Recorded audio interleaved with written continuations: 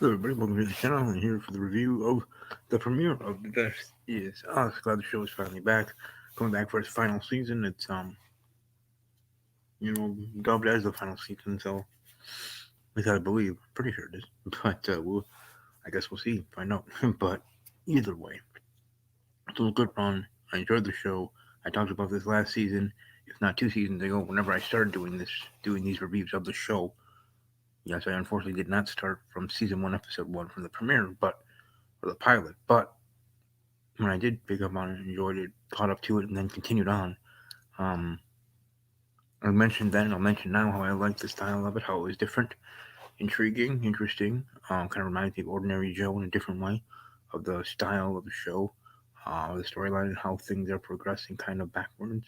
And then it'll take you to, whatever, and get to the finale for the series, probably, and what it all means. So it's going to be interesting. That's for sure. It's going to be a wild ride.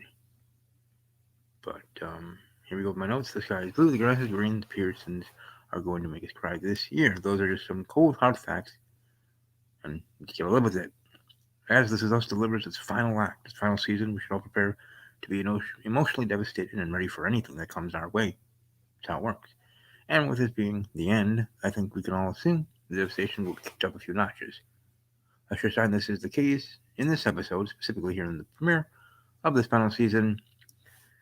Elisa Pearson is the Pearson, exuding the most optimism and hope for the future. Kate, and we should all be on high emotional support alert, but it's true. As the Pearson clan grapples with the news that Rebecca's condition is getting worse, she spends the entire episode searching for the word caboose in some very cool memory sequence. It's Kate who reminds us how far they've come, and that while this may be a dark time, the Pearsons, like been before them, were born in the darkness, and they always manage to find some light eventually. Kevin thinks it's comforting, so it's nice. It's a little harder for those of us in the audience to fully buy into Sense, thanks to that 5 year flash forward in the season 5 finale. We all know that Kate is headed straight for a big old divorce at any moment, unfortunately. But yeah, I don't care how many at-home massages and birthday surprises Toby arranges from San Francisco. The British are coming. You know what I mean. I'm sorry, Toby, but all it took was one tiny smile on Philip's face as he watched Kate be moved to tears when her students surprised her with a birthday rendition of Time After Time. For me to be all in this new romance, Philip. I don't care what this means. I have absolutely zero loyalty for a relationship we've watched grow over 5 seasons. I'm ready for this. I'm okay with it. And why not, right? And you know what? Maybe it makes sense for Kate to deliver that whole "we'll find the light again" speech because although things are about to get rough, we already know she'll find happiness again soon after. So the show offers up another justification for making Kate the bearer of optimism here. Even as a little kid, Kate apparently could find the silver lining. The premiere the premiere here travels back to January 28th of 1986, the day of the Challenger explosion.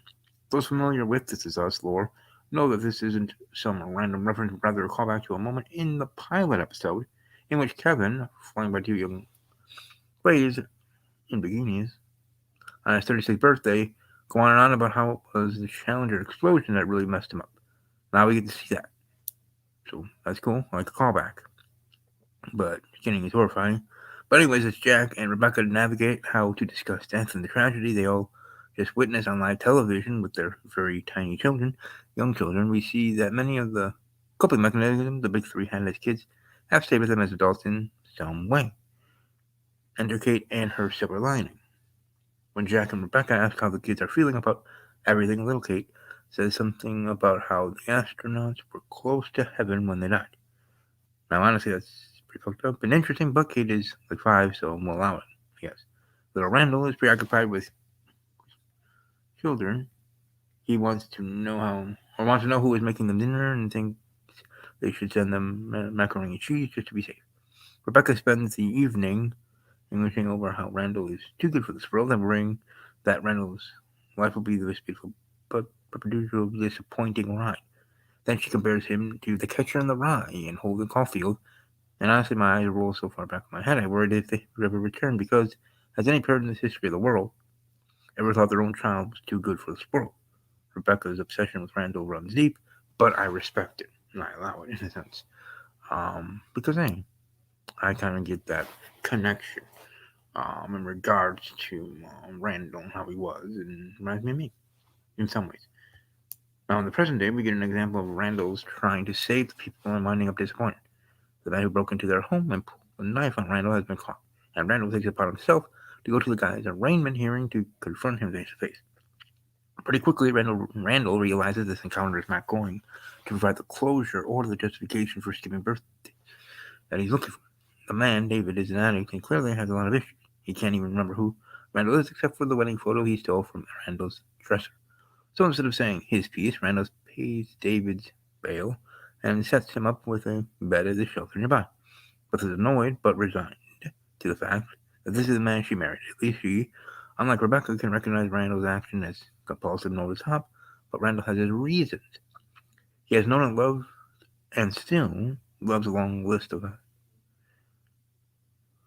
three of his parents were addicts. He can't just let that go. And unfortunately that happens is what Beth warned him about and what Rebecca feared. David never shows the shelter. Still, the whole situation is a reminder to Randall that he wants to do more for the people of his city, since we know that Randall is getting a profile in the New Yorker in 5 years' time. And we also know he must be up to something wrong. And then there is Kevin. So in 1986, he's the one Jack and Rebecca worry about most. He's probably the one who should be worry about the most in present day, since when we last saw him, he was getting dumped on his wedding day, and his acting career was in the thanks to the pretentious Charlotte Lawyer movie. But back in 1986, they're at the kitchen table trying to ease into a difficult conversation, knowing their children have witnessed something horrific on television, and this little dude is just chowing down on mac and cheese and enjoying it and loving it. But it doesn't even look that good, no offense, Rebecca. But anyways, later, Jack sits with his son and tries to get him to talk about his feelings, to which little Kevin responds that it was just a story on TV, it wasn't real. Interesting. Indeed. Well, it brings me immense joy to hear Jack assure Rebecca there's nothing to worry about because there's no way Kevin is going to wind up a 40-year-old man who can't stop talking about the Challenger explosion. Oh, Jack, if you could see your kids now, maybe he shouldn't have been so quick to brush off Kevin's denial. At 41, denial, deflection, and masking the pain is pretty much Kevin's MO, right? Gotta get it somewhere. And whether through alcohol, painkillers, or even his humor, Kevin has a tendency to avoid accepting reality as truth. But really, he just processes things differently than his siblings. Hello. And after all, back in 1986, we see that he has actually taken in the enormity of the situation, just in a different way. He eventually crawls into bed next to his sister, clutching his toy space shuttle, and says so innocently, "Mom and Dad are going to die one day." The reality hitting him for the first time. In the present day, it's once again Kate, whom Kevin chooses to open up to, finally admitting that their mom's sick. It's really happening, he says, no longer able to deny that things are about to get very, very bad. So yeah, a super uplifting premiere, right? An episode of a final season that is sure to have us all ugly crying, sliding down our respective walls at some point. So let's look forward to that. But either way, it's gonna be a fun season. It's the final season, and it's gonna be interesting. And a little extra stuff.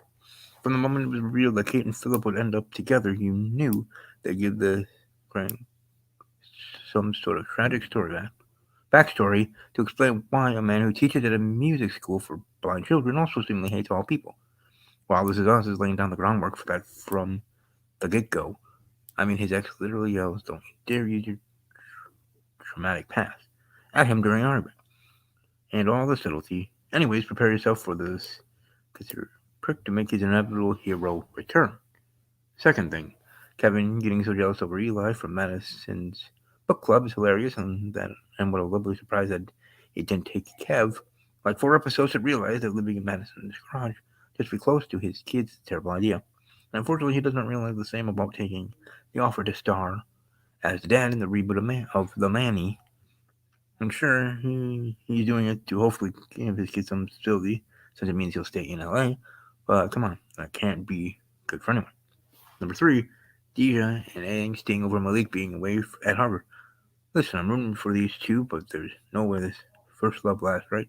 Also, who is Deja having a baby with in the big flash forward? Number four, come on, Randall, you always pick door number Beth. Number five, oh, buddy, it looks like we're heading on a road trip next week. The next episode is next as new best friends Rebecca, Miguel, and Nikki set off to finally track down Nikki's long lost love, Sally. Will they probably be most awkward? We'll see. I really hope so. Next one, Jack's face when his whole swishy and flashy entry into talking about death that Rebecca was vehemently against actually works to perfection. And then Ario's feet are gonna be are the new Beals. So yeah, good job, Jack. But yeah, that's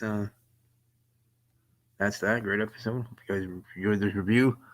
For the next reviews moving forward, since I'll be busy working otherwise, there'll be quick reviews, much shorter, but they will be reviews, much I can, and then I'll have a detailed review for the finale for sure. God bless, God bless, and as always, take care.